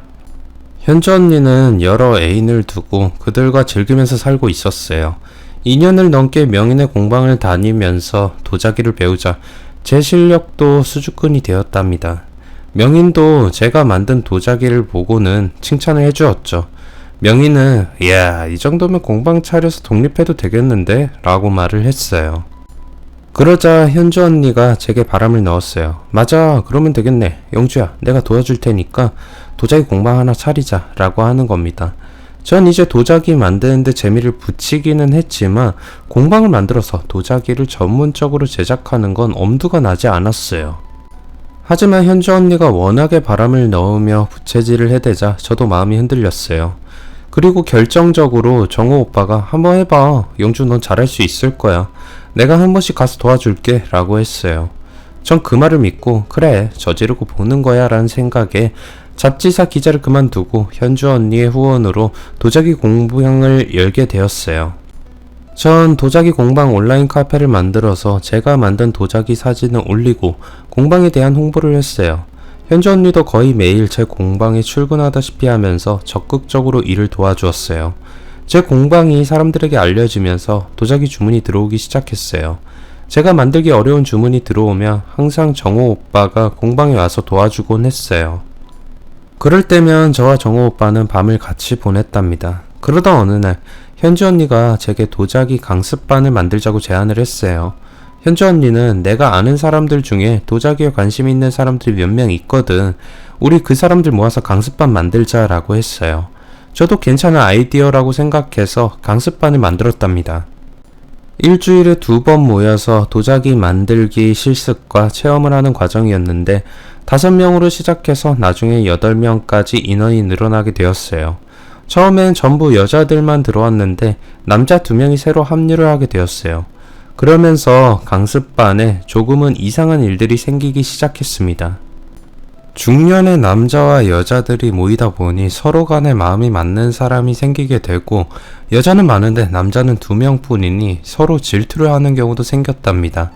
그러다가 현주 언니를 통해서 강습반에 나오는 사람들 중에 내연관계로 만나는 사람이 있다는 말을 듣게 되었어요. 전 걱정이 되었어요. 순수한 목적으로 시작한 도자기 강습이 중년의 탈선으로 조장하는 공간으로 변하는 게 우려되었던 겁니다. 제 걱정을 알게 된 현주 언니는 영주야, 그런 걱정하지 마. 네가 서로 바람피라고 부추긴 것도 아니잖아. 어린애들도 아니고 자기 행동에 대한 뒷감당은 자기가 해야지. 넌 그냥 지켜보기만 해 라고 말했답니다. 저도 현주 언니의 말을 듣고 보니 제가 나서서 이래라 저래라 할 처지는 아닌 것 같아서 가만히 지켜보고만 있었어요. 그러다 제 공방에서 도자기 강습을 받는 주부 중에 한 분이 대학교 강사를 소개해 주었어요. 몇 번 만나보니 사람이 괜찮은 것 같아서 동거를 시작했어요. 전 서로 마음에 들면 결혼을 하고 정식으로 부부가 되기를 원했지만 남편은 우선 살아보고 결혼을 하자고 했어요. 난 마음에 든다고 무턱대고 결혼하는 건 반대야. 몇 달 지나서 서로 맞지 않을 수도 있잖아. 그럼 이혼을 해야 하는데 그건 서로 간에 큰 상처를 주는 일이야. 그러니 우선 몇 달간 동거해보고 이 사람이라면 평생 같이 살아도 되겠다는 판단이 들면 그때 정식으로 부부가 되는 게 좋을 것 같아 라고 말했어요. 저도 그게 합리적인 생각일 것 같아서 남편의 말을 따르기로 했죠. 동거를 시작하고 난 다음에 정호 오빠에게 제게 동거남이 생겼다고 말하고 이제 우리 사이를 정리하자고 했어요. 정호 오빠도 제가 솔로를 탈출한 거 축하해 주었고 더 이상 제 공방에는 오지 않았답니다. 그런데 동거를 시작한 지 1년이 지났는데도 남편은 정식으로 결혼을 올리고 혼인신고를 하는 걸 미루기만 하는 겁니다. 전 남편에게 진지하게 말했어요. 자기야, 우리 언제까지 동거만 하면서 살 거야? 나 웨딩드레스도 입어보고 싶고 법적으로 자기의 아내가 되고 싶단 말이야 라고 했어요. 그러자 남편은 당신 마음은 알아. 하지만 결혼이라는 게 급하게 서두를 일이 아니야. 우리 조금만 더 같이 살아보고 결정하자 라고 하는 겁니다. 그래서 전 그럼 좋아. 결혼식은 나중에 하더라도 우선 혼인신고부터 먼저 하자. 그건 괜찮지? 라고 했죠. 그런데 남편은 혼인신고를 하는 것도 미루려고 하는 겁니다. 전 남편의 태도가 뭔가 이상하다는 생각이 들었어요.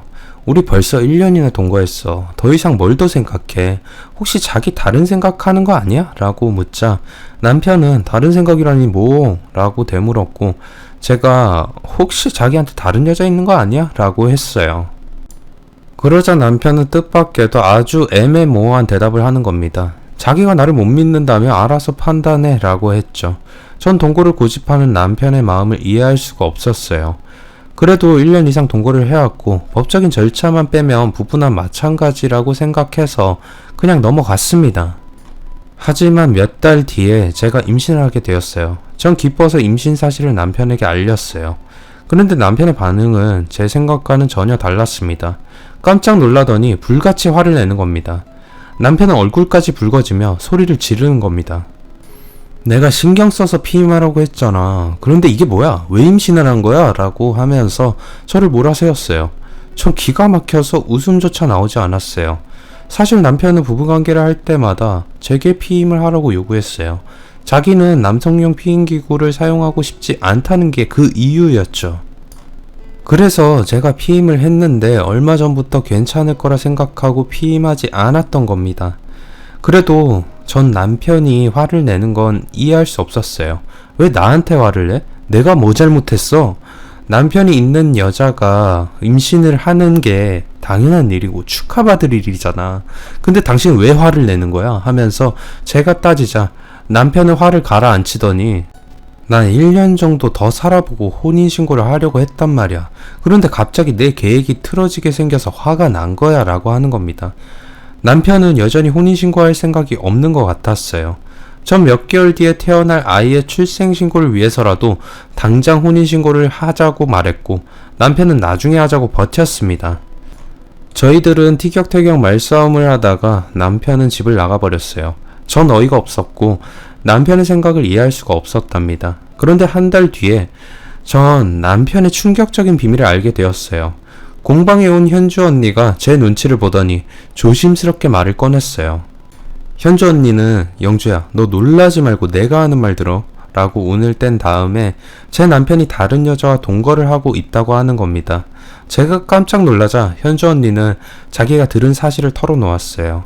현주 언니가 오랜만에 친구를 만나는 자리에 친구의 여동생이 합석을 했답니다. 그녀들은 모두 남자 관계에 대해 자유로운 스타일이라 여러가지 이야기를 하다가 서로의 애인에 대해 말을 하게 되었답니다. 현주 언니의 친구도 이혼한 뒤에 혼자 사는 처지라 서로 죽이 맞아서 애인에 대해 신이 나서 수다를 떨다가 아직 미혼인 친구의 여동생에게 현주 언니가 너 사귄 사람은 있니? 라고 물었답니다. 그러자 친구 여동생은 언니 저 남자랑 동거하고 있어요 라고 했답니다. 현주 언니는 동거남이 누구냐고 물었고 친구 여동생은 동거남의 사진을 보여주었는데 제 남편이었다고 합니다. 전 그제서야 남편이 왜 1년 넘도록 혼인신고를 미뤄왔는지 알 것 같았어요. 그런데 충격적인 사실은 하나 더 있었어요. 현주 언니는 네 남편이 동거하는 여자가 한 명이 아니라 2명이야 라고 하는 겁니다.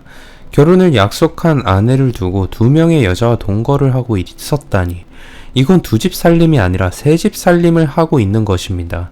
전 머릿속이 너무 혼란스러워졌어요. 제가 어떻게 하면 좋을지 현주 언니와 상담을 했어요. 현주 언니는 저와 다르게 자유로운 처지인데다가 자유로운 생각을 가지고 있었어요. 네가 어떻게 들을지 모르겠지만 그냥 모른 척하는 게 어때? 남편도 여러 여자를 만나보고 결국은 너한테 돌아올 거야. 그러면 그때 혼인신고를 하면 되잖아. 현주 언니의 말에 저는 난 잘 모르겠어. 그래, 법적으로 부부도 아니니 다른 여자 만날 수도 있지. 하지만 문제는 내 생각이 그렇게 자유롭지 못하다는 거야 라고 했어요. 그러자 현주 언니는 정 남편이 다른 여자와 동거하는 게 싫으며 그냥 헤어지라고 말했어요. 그러자 저는 제가 임신했다는 사실을 현주 언니에게도 말했어요. 비로소 현주 언니의 표정이 굳어졌답니다. 현주 언니도 애까지 생겼다면 이제 하루빨리 정리를 해야겠구나 라고 하면서 남편 동거녀의 연락처를 제게 가르쳐 주었어요. 전 남편 동거녀의 연락처를 받고도 며칠을 고민을 했어요. 전 남편의 동거녀를 만나기 전에 남편과 단판을 지어야겠다고 생각을 했어요. 제가 남편이 다른 여자들과 동거하고 있는 것을 알고 있다고 말했어요. 남편은 별로 놀라지도 않았답니다. 뭐 당신도 언젠가는 알게 될 거라고 생각했어. 나도 곧 다른 여자들과는 정리하려고 생각하던 중이야 라고 했어요. 전 어쩌면 태연하게 이런 말을 할 수 있었을까 싶었어요. 남편은 며칠만 시간을 주면 2명의 동거녀들과 관계를 모두 정리하겠다고 말했어요. 그리고 혼인신고를 하자고 했어요. 전 남편에게 일주일의 시간을 주었고 다음날 남편의 동거녀를 만났어요. 동거녀에게 제가 남편과 1년이 넘게 동거를 해왔고 임신을 했다고 말했어요. 그러자 그녀도 별로 놀라는 기색이 없었답니다. 그리고 이제 남편과의 동거 관계를 정리할 생각을 하던 중이었다고 말했어요. 저와 헤어지면서 남편의 동거녀는 임신 축하한다는 말까지 했답니다. 전 공방에 돌아와서 가만히 생각을 해보았습니다. 남편의 동거녀, 현주 언니는 저와 생각이 너무 다르다는 걸 느꼈어요. 전 제가 잘못된 건지 그녀들이 잘못된 것인지 혼란스러워졌어요. 남편은 약속대로 일주일 뒤에 혼인신고를 했어요. 전 임신 6개월이 넘어가자 배가 나오고 몸이 무거워지기 시작했어요. 남편은 출산을 할 때까지는 시댁에 들어가서 같이 살자고 했답니다. 자기가 옆에서 저를 돌봐줄 처지가 못 되니 시어머니가 있는 시댁으로 들어가서 지내자는 겁니다. 전 마음 같아서는 친정에 가서 지내고 싶었지만 엄마는 몸이 좋지 않아서 제가 가면 오히려 짐이 될 것 같아서 남편의 뜻에 따라 시댁으로 들어가게 되었답니다. 시아버지는 3년 전에 돌아가셨고 시어머니는 혼자 지내고 계셨어요. 그리고 전 시댁에서 지내게 되면서 시어머니의 비밀을 알게 되었어요. 시어머니는 자주 친구들을 집으로 데리고 오셨는데 그 중에는 남자친구들도 있었답니다. 남편도 없이 혼자 지내는 처지인 시어머니는 외로웠는지 친구들을 집으로 데리고 와서 같이 이야기도 하고 술도 마시면서 시간을 보내셨어요. 그런데 그 중에 남자친구들 몇 명은 밤에 집으로 찾아오는 경우도 있었습니다. 전 적당히 놀다가 돌아갈 거라고 생각했는데 놀랍게도 다음날 아침까지 시어머니와 같이 집에 있는 겁니다. 제가 놀라서 시어머니를 쳐다보면 시어머니는 대수롭지 않게 애인이 놀러와서 자고 간다길래 그러라고 했다라고 하시는 겁니다. 여자가 아니라 남자친구가 수시로 집을 찾아와 같이 자고 가는 겁니다. 그런데 시어머니 애인은 한 명이 아니었어요.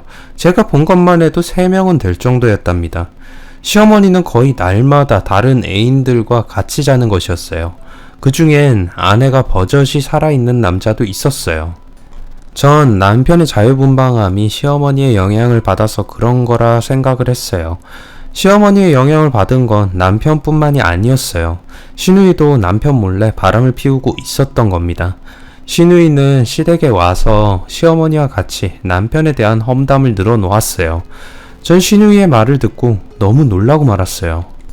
시누이는 엄마 나 이혼해버릴까? 라고 시어머니에게 말했고 시어머니가 왜 그러냐고 묻자 내가 애인이 있다는 거 알더니 나한테 왜 바람 피냐고 따지는 거야.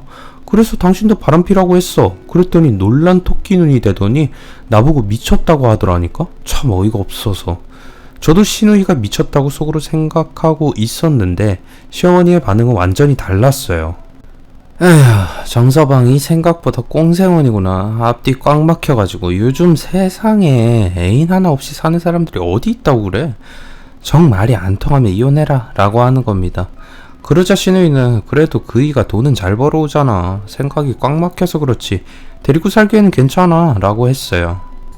그런데 한 달 뒤에 시누이가 화가 잔뜩 나서 시댁에 왔어요. 남편이 몰래 자기 뒷조사를 했다는 겁니다. 그런 다음에 남편이 시누이의 애인을 만나서 앞으로 다시 자기 아내를 만나면 가만두지 않겠다고 협박을 했다는 겁니다. 그 말을 듣고 겁이 난 애인은 시누이에게 그만 만나자고 이별을 통보해왔다고 해요. 그러자 화가 난 시누이와 남편은 대판 싸웠다고 합니다. 시누이는 아무리 남편이라고 해도 당신이 뭔데 자기 사생활에 간섭하냐고 따졌고 남편은 바람난 유부녀 주제에 오히려 큰소리친다고 맞받아 쳤다는 겁니다. 제가 보기에 남편이 화를 낼 만도 한데 시누이는 자기를 이해해주지 못하는 남편하고는 이제 더 이상 같이 못 산다면서 이혼을 하겠다고 하는 겁니다. 시어머니는 화가 나서 분을 참지 못해 씩씩거리는 시누이를 달랜 다음에 그래도 네 남편이 돈은 잘 벌어오잖아. 남편감으로 그만한 사람도 없어. 그러니 웬만하면 적당히 타협하고 살아 라고 하셨어요. 시어머니는 시누이를 대신해서 시누이 남편에게 전화를 해서 처가로 오라고 하셨어요. 그날 저녁에 시누이 남편이 오자 시어머니는 시누이와 그녀의 남편을 앉혀놓고 중재를 하기 시작했어요. 시어머니는 먼저 시누이 남편에게 원래 얘가 어릴 때부터 끼가 많았어. 그러다 보니 주위에 남자들이 날파리 꼬이듯이 따라다녔어. 늘 남자들이 따라다니다 보니 얘도 잠깐 한눈을 팔게 된 거야. 그러니 정서방, 자네가 이해하게나 라고 말했어요. 시누이 남편은 외도를 한 게 한 번이면 자기도 이해를 하고 넘어가겠는데 지금이 두 번째라고 하면서 더 이상 모른 척 지나갈 수 없다고 했어요. 그러자 시어머니는 노련한 협상가답게 그래, 자네 마음은 이해를 해. 애가 아직 철이 없어서 그런 거야. 내가 잘 알아듣게 타이를 테니 이번만 나를 봐서라도 자네가 참고 넘어가주면 안 되겠나? 하면서 시누이 남편을 살살 구슬렸답니다. 처음엔 삐쳐있던 시누이 남편도 간곡하게 부탁을 하자 마음을 돌렸어요. 마지막으로 시어머니는 시누이에게 넌 내가 몇 번을 말했는데 다른 남자를 만나는 거야. 당장 정서방한테 다시는 안 그러겠다고 맹세해라고 진지한 표정으로 말했고 시누이는 풀이 죽은 채 고개를 숙이고 있다가 남편에게 다시는 외도를 하지 않겠다는 맹세를 했답니다. 그 말에 마음이 풀린 시누이 남편은 나도 이제부터 당신을 더 이해하려고 노력할게. 내가 바빠도 당신하고 시간을 더 보내면서 가정적인 남편이 되도록 할게 라고 했어요. 일이 마무리되자 시어머니는 정서방, 오늘은 자네 혼자 돌아가게. 오늘 밤은 오랜만에 딸하고 같이 오붓하게 보내려고 해. 괜찮지? 라고 했어요.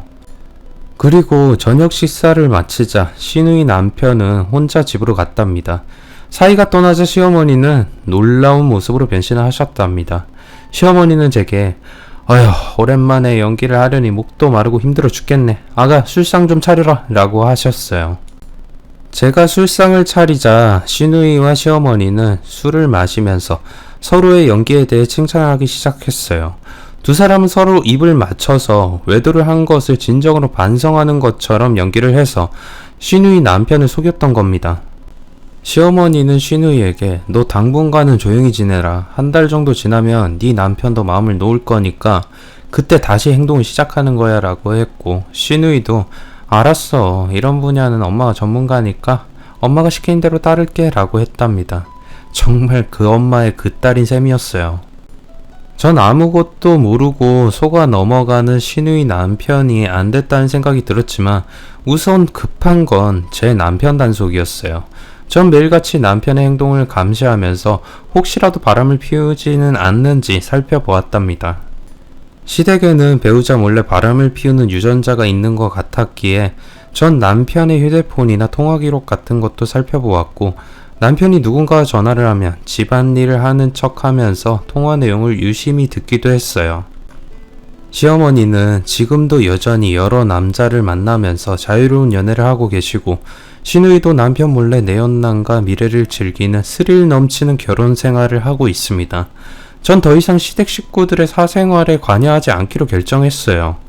자기 행동에 대해 자기가 책임지는 것이라고 생각해요. 하지만 제 남편에 대해서는 사생활의 자유를 보장해줄 수는 없어요. 아직은 바람 피우는 남편을 인정해줄 정도로 제 사고방식이 자유롭지는 못하답니다. 긴 글 읽어주셔서 감사합니다. 구독, 좋아요, 알람 설정 부탁드립니다.